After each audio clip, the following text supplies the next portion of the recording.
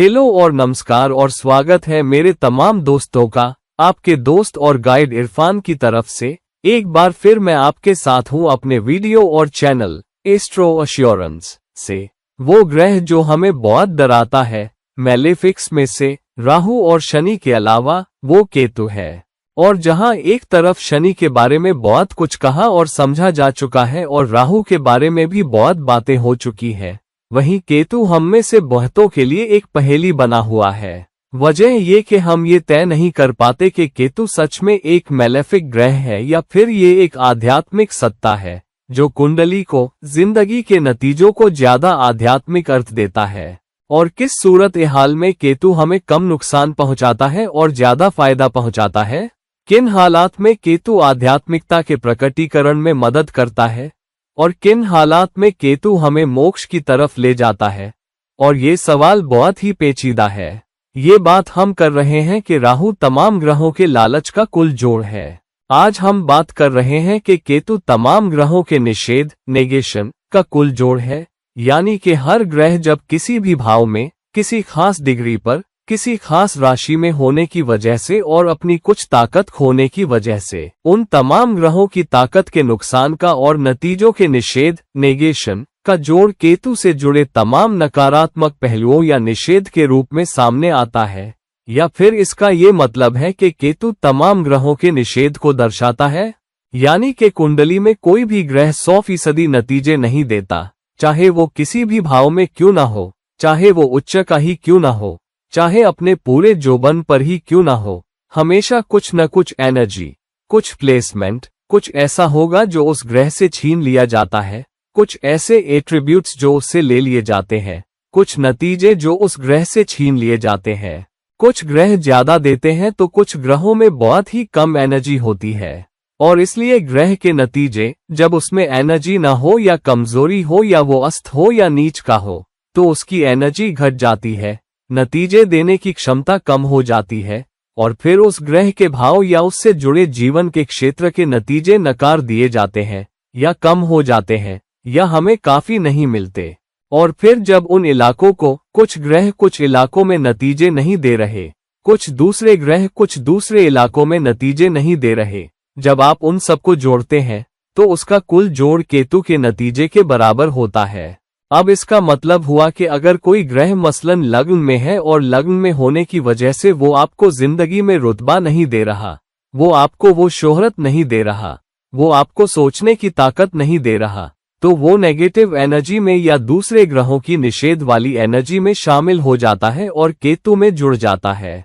तो खुलासा ये हुआ कि केतु तमाम ग्रहों की एनर्जी के निषेध, नेगेशन का कुल जोड़ है। मिसाल के तौर पर बुध का निषेध क्या हो सकता है? बुध का निषेध है सोचने समझने की ताकत खो देना, तर्क और तुक की ताकत खो देना, सही विकल्प चुनने की क्षमता खो देना। और ये केतु से कैसे जुड़ता है? जिस तरह से केतु उस एनर्जी को दिखाता है, साथ ही औरों की एनर्जी को भी। तो बुध के सही विकल्प, जानकारी से चुने गए फैसले न ले पाने की वजह से इंसान जिंदगी में फैसलों में गलती कर सकता है और फिर कोई उल्टा रास्ता या गलत फैसला ले सकता है जिसके नुकसान या उसकी जिंदगी में कुछ नतीजों का निषेध हो जाए। चंद्र का निषेध क्या है? चंद्र का निषेध है साफ सोच न पाना, दूसरों का पालन पोषण न कर पाना, दूसरों का साथ न दे पाना, दूसरों को सुकून या पोषण न दे पाना और दूसरों के प्रति सहानुभूति न रख पाना। तो अगर वो एनर्जी खत्म हो जाए तो व्यक्ति के अंदर ये नतीजे दिखाने की, ये अंदाज दिखाने की, ये रवैया दिखाने की क्षमता भी कम हो जाती है। शुक्र का निषेध क्या है? शुक्र का निषेध है रिश्तों का नुकसान, अपनत्व का नुकसान, दूसरे जिन्स, जेंडर का साथ न मिलना, जिंदगी में नतीजों का नुकसान, अपनी जरूरतों और दूसरी जरूरतों में संतुलन बनाने की क्षमता का नुकसान, अच्छी टीमें, अच्छे रिश्ते, अच्छे जुड़ाव बनाने की क्षमता का निषेध या नुकसान। अगर तमाम नतीजे नकार दिए जाते हैं तो ये नतीजे, ये रवैये भी जिंदगी में नकार दिए जाते हैं। और फिर बृहस्पति का निषेध क्या है? बृहस्पति का निषेध है सीखने की क्षमता का निषेध या तजुर्बों, योजनाओं से सीखने की क्षमता का निषेध, ऊंची दुनिया में आगे बढ़ने की क्षमता का निषेध, क्योंकि वो सबक जो जिंदगी हमारे सामने फेंकती है उन्हें लेना और इस्तेमाल करना, और इस तरह जिंदगी से ज्यादा समझदार बनना, जिंदगी में ज्यादा समझदार फैसले ले पाना, समझदार रास्ते चुन पाना, और रिश्तों से ज्यादा सियानापन से निपट पाना। और ये हमारी जिंदगी के बहुत सारे इलाकों से जुड़ता है। और इस तरह हर ग्रह हमारी कुंडली में कुछ न कुछ नतीजे कमजोरी के आधार पर, अपनी प्लेसमेंट के आधार पर, दृष्टियों के आधार पर, युति के आधार पर, कुछ दोष के आधार पर जरूर नकारेगा। और अगर कोई ग्रह कुछ नतीजे नकार रहा है तो वो नतीजा केतु को भी दिया जा सकता है, उस कुल जोड़ के हिसाब से। ये कैसे होता है? इसका मतलब है कि केतु जहां भी बैठा है वो साफ तौर पर उस भाव के नतीजों को भी नकारेगा और उस राशि के नतीजों को भी। तो अगर केतु चौथे भाव में बैठता है, मान लीजिए, तो माली फायदे कम होंगे, माँ के साथ रिश्ता उतार चढ़ाव से भरा रहेगा, माँ से कभी 100% नतीजे नहीं मिलेंगे, घर का जीवन कभी पूरा सुकून नहीं देगा, घर की जिंदगी में पूरी संतुष्टि, पूरी खुशी आपको नहीं मिलेगी। अगर केतु मिसाल के तौर पर चौथे भाव में है, अब उस भाव का मालिक जो भी है, अगर वो शुक्र है, तो फिर माली फायदा न कर पाने के अलावा, माँ से अच्छे रिश्ते न रख पाने के अलावा, घर की जिंदगी में सुकून और खुशी न मिल पाने के अलावा, आप रिश्तों में संतुलन भी नहीं बना पाएंगे, अपनत्व भी बिगड़ेगा, जीवन साथी का साथ भी बिगड़ेगा, और फायदे अपनी तरफ खींचने की क्षमता भी बिगड़ेगी। तो आप न तो फायदे खींच पाएंगे, यानी कि न तो आप उन फायदों को इकट्ठा कर पाएंगे जो चौथा भाव दर्शाता है। तो केतु का किसी भाव में बैठना उस भाव के नतीजों को काफी हद तक नकारता है या सोख लेता है, साथ ही उस राशि के नतीजों को भी, जिसका मतलब है कि केतु किसी भी भाव और किसी भी राशि में बैठे, वो आपको उस खास भाव के नतीजे पाने के लिए संघर्ष करने पर मजबूर कर देगा। मंगल जहां भी बैठा है, अगर मंगल अस्त है या नीच का है या दूसरे ग्रहों की दृष्टि में है और मंगल वो एनर्जी देने में कमजोर पड़ रहा है जो आपको मजबूती से आगे बढ़ाकर जिंदगी में नतीजे दिलाए, तो उसका कुछ हिस्सा भी केतु के जिम्मे आ जाता है। यानी कि मंगल का ये हिसाब केतु को भी कम एनर्जी देगा, ताकि जिस भाव और राशि में केतु बैठा है उसके नतीजे और जहां केतु की दृष्टि हो वहां के नतीजे निकल सके। अगर केतु की दृष्टि मंगल पर पड़ती है तो वो टोटका और भी मजबूत हो जाता है, क्योंकि अब न सिर्फ मंगल अस्त या नीच है बल्कि केतु की दृष्टि भी उस पर है। तो केतु तमाम नकारात्मक एनर्जी को सोख लेता है या केतु तमाम ग्रहों के निषेध को सोख लेता है। दूसरी तरफ केतु मौकों का ग्रह भी है। और केतु मौकों का ग्रह क्यों है? केतु राहु से अलग है, क्योंकि राहु आपको सिर्फ लालच दे सकता है, मिसाल के तौर पर चीजें पाने का जुनून और भूख दे सकता है। राहु बहुत आध्यात्मिक नहीं हो सकता। लेकिन केतु को ज्यादा आध्यात्मिक क्यों कहा जाता है? वजह ये कि केतु का किसी भाव या राशि में बैठना इस बात का नतीजा है कि आप पहले ही उस पर कब्जा कर चुके थे, किसी पिछले जन्म में पहले ही उस राशि में जीत का झंडा गाड़ चुके थे, और इसलिए इस जन्म में वो चीजें आपके लिए नहीं बल्कि दूसरों के लिए है, आपको दूसरों के लिए करना है। लेकिन केतु फिर भी फायदे कैसे खींच सकता है? यानी कि अगर आप ज्यादा आध्यात्मिक हैं और आप दूसरों के लिए करना चाहते हैं, तो आप उस खास भाव के नतीजों का त्याग करने को तैयार हैं और आप उस दिशा में मेहनत कर रहे हैं। तो मिसाल के तौर पर केतु अगर 7वें भाव में बैठा है, तो आप अपने जीवन साथी के लिए ज्यादा करना चाहते हैं, अपने पार्टनर के लिए ज्यादा करना चाहते हैं, उन रिश्तों के लिए ज्यादा करना चाहते हैं जो रोजाना आपके लोगों के साथ हैं, और आप खुद के लिए कम देखते हैं और दूसरों के लिए ज्यादा करने को तैयार हैं, और आप खुद को सबसे आखिर में रखते हैं। दुनिया में बहुत सारे लोग ऐसे हैं जिनके 11वें भाव में केतु है, लेकिन उनके पास ढेर सारा पैसा है, ढेर सारे दोस्त हैं, एक बड़ा सामाजिक नेटवर्क है, और उन्हें वहां से बहुत फायदा भी होता है। ठीक है, बहुत सारे लोग ऐसे हैं जिनके 5वें भाव में केतु है, लेकिन उनके ढेर सारे बच्चे हैं, वो खुश हैं और उनकी अच्छी देखभाल करते हैं। लेकिन ऐसा क्यों होता है कि एक ही प्लेसमेंट में केतु कुछ लोगों को इनाम देता है और कुछ को नहीं? वजह यह है कि जिंदगी में आपका तरीका है कि किसी खास इलाके में ज्यादा देना और कम लेना, और फिर वक्त के साथ केतु आपको ज्यादा इनाम देता है। तो केतु एक तरह से आपके कर्म का निवेश है, जितना डालोगे उतना बाद में निकाल सकते हो। जब आप एटीएम में जाते हैं तो एटीएम में पैसा होना चाहिए निकालने के लिए। और अगर आपके इमोशनल बैंक अकाउंट में कम है, अगर आपके फाइनेंशियल बैंक अकाउंट में कम है, अगर आपके स्पिरिचुअल बैंक अकाउंट में कम है, तो ज्यादा कैसे निकालोगे? केतु आपको सिर्फ तब निकालने देगा जब आप एक मुकाम तक पहुंच जाओ। आप अपने खाते में इतना डालो और एक मुकाम तक पहुंचो, उसके बाद ही निकाल सकते हो, लेकिन वो निकासी बहुत तेज होगी। अगर आप उस न्यूनतम मुकाम तक नहीं पहुंचते जो खाता भरा जाना चाहिए निकालने से पहले, तो आप नतीजा नहीं पा सकोगे। तो ये एक न्यूनतम इमोशनल बैंक अकाउंट, न्यूनतम फाइनेंशियल बैंक अकाउंट, न्यूनतम spiritual bank account, empty bank account जैसा है, जिसको आपको एक हद तक भरना है, तब कहीं जाकर आप निकालना शुरू कर सकते हो। तो अब ये आप पर है कि आप जिंदगी में निषेध को बर्दाश्त करते हो या एक ज्यादा आध्यात्मिक नजरिया अपनाते हो,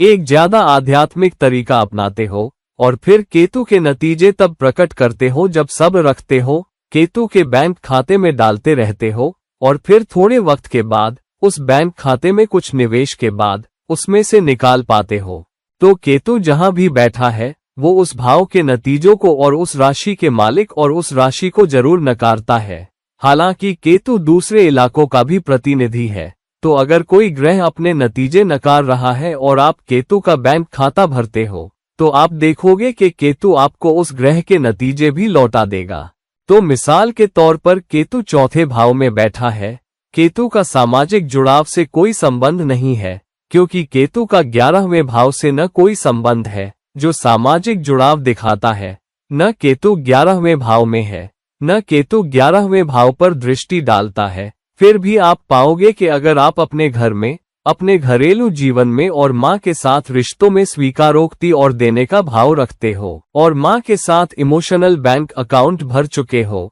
आप घरेलू जीवन और रिश्तों में इमोशनल बैंक अकाउंट भर रहे हो, और आप त्याग करने को तैयार हो और संतुष्ट हो और सब्र रखते हो, चाहे जिंदगी आपको कम माली साधन दे, जो चौथा भाव दिखाता है, तो आप पाओगे कि थोड़े वक्त के बाद जब आपने परमात्मा के सामने शुक्रगुजार होने का, आभारी होने का आध्यात्मिक रवैया दिखाया है और वक्त गुजारा है और इंतजार किया है, तो आप पाओगे कि धीरे धीरे एक एक करके चीजें सुलझती जाती हैं और अपनी जगह लेती जाती है। चाहे आपका 11वां भाव कमजोर हो, चाहे 11वें भाव का मालिक कमजोर हो और उस भाव के नतीजे आपको कम मिल रहे हो या नकारे जा रहे हो क्योंकि ग्रह में ताकत नहीं है, 11वां भाव कमजोर है, लेकिन आप जिंदगी में एक ज्यादा आध्यात्मिक रवैया रखते हो, उस भाव में भी जहां केतु बैठा है और उस भाव में भी जहां ग्रह कमजोर है, एक ज्यादा आध्यात्मिक अंदाज रखते हो, तो इसका मतलब हुआ कि आपको केवल उस भाव में ही आध्यात्मिक नहीं होना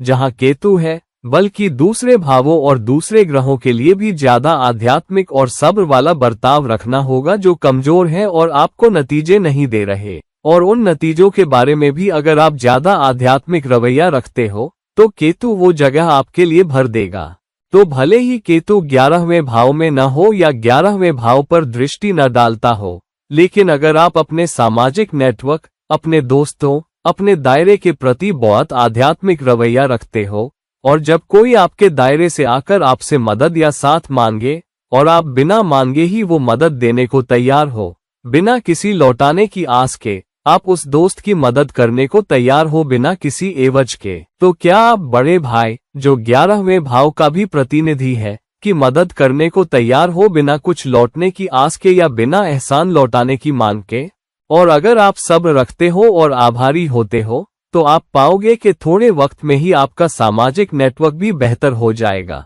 दोस्ती भी मजबूत हो जाएगी, आपके भी ज्यादा दोस्त होंगे जो आपकी मदद के लिए तैयार है, बड़े भाई के साथ रिश्ते भी बेहतर होंगे, और फिर वो वक्त भी आएगा जब बड़ा भाई भी आपकी शुरुआती मदद को लौटा पाएगा, हालांकि थोड़े वक्त के फर्क से। तो केतु चाहे किसी भी भाव में बैठा हो, लेकिन केतु आपको उस किसी और भाव के नतीजे भरकर देगा जहां एनर्जी कम हो, ग्रह की ताकत कम हो, भाव का प्रकटीकरण कम हो, ग्रह से मिलने वाले नतीजे कम हो, बशर्ते उस भाव के नतीजों के लिए आप ज्यादा आध्यात्मिक बनो, ज्यादा देने वाले बनो, ज्यादा हमदर्द बनो और आप ज्यादा देने को तैयार रहो। अगर आप किसी भी भाव के बारे में जो आपको कम नतीजे दे रहा है, किसी भी ग्रह के बारे में जो आपको कम नतीजे दे रहा है, उस भाव और भाव के मालिक की वजह से जो चुनौतियां आपको खराब योग, खराब दोष या खराब दृष्टि की वजह से सामने आती हैं, उनमें भी आप बहुत देने वाले हो,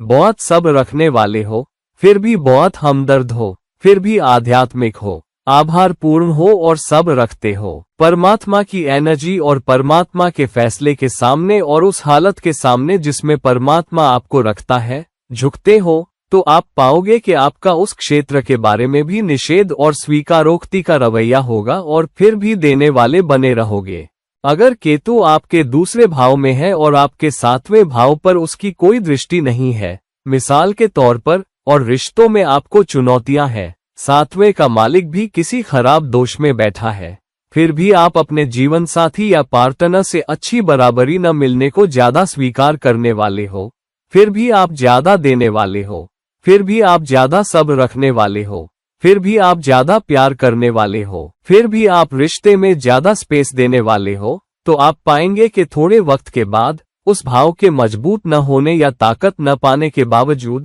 ग्रह अब भी मुश्किल में है, अब भी खराब योग में है, अब भी खराब दोष में है, अब भी खराब दृष्टि में है, फिर भी आप देखोगे कि वक्त के साथ घड़ी पलटती है और नतीजे आपके लिए बदल जाते हैं, और वो आपको इसलिए मिलता है क्योंकि केतु 7वें भाव के नतीजे प्रकट करेगा। अगर केतु लग्न में बैठा है, आपके 10वें भाव पर बिल्कुल दृष्टि नहीं डालता, फिर भी अगर आप करियर में चुनौतियों का सामना कर रहे हो, अगर ऊपर वालों के साथ दिक्कतें हैं, तरक्की नहीं मिल पा रही, पदोन्नति नहीं मिल पा रही, अच्छे पद या विकास नहीं मिल पा रहे, फिर भी अगर आप आध्यात्मिक हो, ज्यादा स्वीकार करने वाले हो और ज्यादा मेहनत करने को तैयार हो, ज्यादा साथ देने को तैयार हो, कई मामलों में केतु आपको पूरे नतीजे नहीं दे सकता जितना 10वां भाव दे सकता है, फिर भी केतु करियर के पहलुओं को शायद यूं भर सकता है कि आपको कारोबार में ज्यादा सफलता दे या कोई रुतबा वाला व्यक्ति दे जो आपका साथ दे,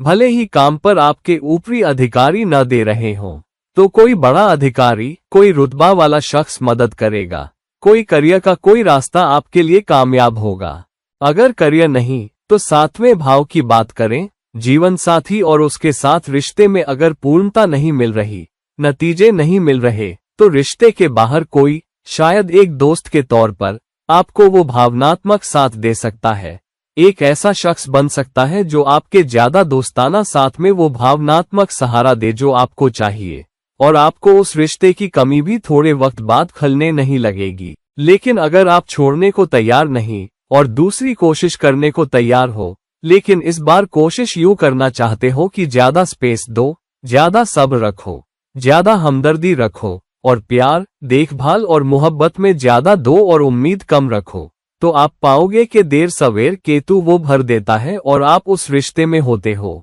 और इसीलिए कभी एक रिश्ता टूटता है तो दूसरा रिश्ता कामयाब होता है, एक नौकरी टूटती है तो दूसरी नौकरी कामयाब लगती है, एक निवेश बेकार जाता है तो दूसरा निवेश कामयाब दिखता है, एक दोस्त निराश करता है तो दूसरा दोस्त बाद में आकर मदद करता है, क्योंकि आप ज्यादा आभारी हो, ज्यादा स्वीकार करने वाले हो, ज्यादा आध्यात्मिक हो और फिर भी परमात्मा की इच्छा के आगे झुकने को तैयार हो, और आप इस बात के लिए तैयार हो कि नतीजे थोड़े वक्त के बाद प्रकट हो, न कि उदास होकर, न गुस्से में आकर, न बेचैन होकर, न निराश होकर। अगर आप जिंदगी में ये रवैया अपना पाते हो, तो केतु जहां भी है, नतीजे प्रकट करेगा, उस भाव के नतीजे भर कर देगा। अब ऐतराज, डिस्क्लेमर, सारे नतीजे केतु नहीं देगा सिर्फ इसलिए कि बड़े सब्र वाला शख्स हो या अच्छा आदमी हो, लेकिन केतु फिर भी एक जगह जरूर भरेगा, और वो आमतौर पर ज्यादा कर्म की जरूरत वाली जगह होती है।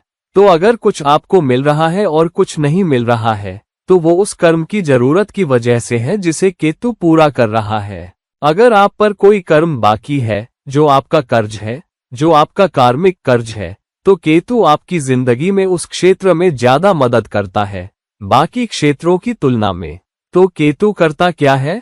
केतु आपको उस कर्म रास्ते पर ले जाता है जिस पर आपको जाना है, और इसलिए आपकी जिंदगी के कुछ नतीजे नकारे जाते रहते हैं क्योंकि आपका कर्म रास्ता, कार्मिक प्लान, वो नहीं है। केतु आपके कर्म रास्ते पर आपकी जिंदगी के कुछ क्षेत्रों को नकारते हुए ले जाता है और कुछ और क्षेत्रों में ज्यादा सफलता देता है। राहु आपको लालच में, भूख में झोंक देता है उन क्षेत्रों के लिए जिनके लिए आप बने हो, उन क्षेत्रों के लिए जिनमें इस जन्म के कर्म पूरे करने हैं। केतु वो कर्म कर्ज पूरा करता है और नकारते समय, त्याग करते समय आप अपने साथ के नकारात्मक कर्म के बोझ को भी त्याग रहे हो। और इसलिए हमेशा बेहतर है कि जब कुछ नतीजे आपके लिए नकारे जाएं, आपको न दिए जाएं, फिर भी उनके लिए कोशिश करो, फिर भी जिंदगी के प्रति, परमात्मा के प्रति आभारी रहो, क्योंकि अगर एक क्षेत्र में नहीं तो कोई दूसरा क्षेत्र हमेशा आपके लिए प्रकट होगा। केतु यकीन दिलाता है कि वो भराव, बैकफिल हमेशा करता है।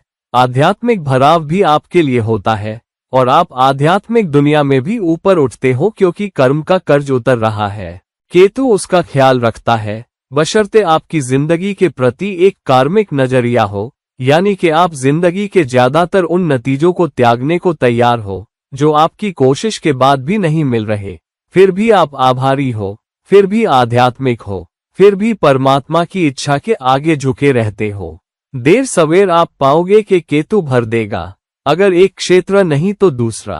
तो प्लीज उदास मत हो, अपना जुनून बनाए रखो, अपनी मुस्कान बनाए रखो, अपना शुक्रिया बनाए रखो और भी आभारी रहो। और तुम पाओगे कि अगर तुम्हारे दिमाग में शांति है, अगर तुम्हारे दिल में मोहब्बत है और तुम हर उस हालत में जो परमात्मा ने दी है आभारी हो और कुछ नहीं तो प्यार, अपनत्व और शांति यकीनन तुम्हारी तरफ होगी। और सबसे बड़ा नतीजा ये कि तुम्हें पता चलेगा कि तुम्हें इनाम मिल रहा है, वो है जब तुम्हारी जिंदगी में शांति हो, भले ही बहुत प्यार न लगता हो, लेकिन अगर अपने दिमाग में शांति महसूस करो और दिल में सुकून महसूस करो तो समझो केतु वो नतीजा तुम्हारी जिंदगी में प्रकट कर रहा है। तुम आध्यात्मिक रास्ते पर हो और केतु तुम्हारा कर्म का बोझ उतारने में मदद कर रहा है और जिस वजह से तुम ज्यादा सुकून में हो। तो हो सकता है कि दुनियावी नतीजे तुम्हारे लिए प्रकट न हुए हों, लेकिन आध्यात्मिक नतीजे जरूर प्रकट होंगे और यही है जिसे केतु कुंडली में सच में दिखाता है, भौतिकता को नकारना और आध्यात्मिकता को पाना। तो दोस्तों, अपनी जिंदगी में देखो कि तुम्हें कौन से नतीजे नहीं मिले, किन नतीजों के लिए तुम्हें संघर्ष करना पड़ा, किन नतीजों की बहुत अरसे से तुम आस लगाए बैठे हो और अब तक नहीं मिले, और उन नतीजों के बारे में ज्यादा स्वीकार करने वाले बनो, उन नतीजों के प्रति ज्यादा हमदर्दी रखो, फिर भी परमात्मा के आभारी रहो और फिर भी मुस्कान और शुक्रिया के साथ उस दिशा में काम करते रहो और तुम पाओगे कि देर सवेर किसी न किसी तरह परमात्मा तुम्हारे लिए वो क्षेत्र भर देगा और किसी और क्षेत्र में वो कमी पूरी कर देगा। तो दोस्तों, ये वीडियो लाइक करो, ये वीडियो शेयर करो और अगर तुम मुझसे कोई निजी परामर्श लेना चाहते हो तो कृपया मुझसे नीचे दिए गए लिंक से संपर्क करो। किसी और वक्त, किसी और वीडियो तक, ये रहे तुम्हारे दोस्त और गाइड इरफान, साइनिंग ऑफ। नमस्कार।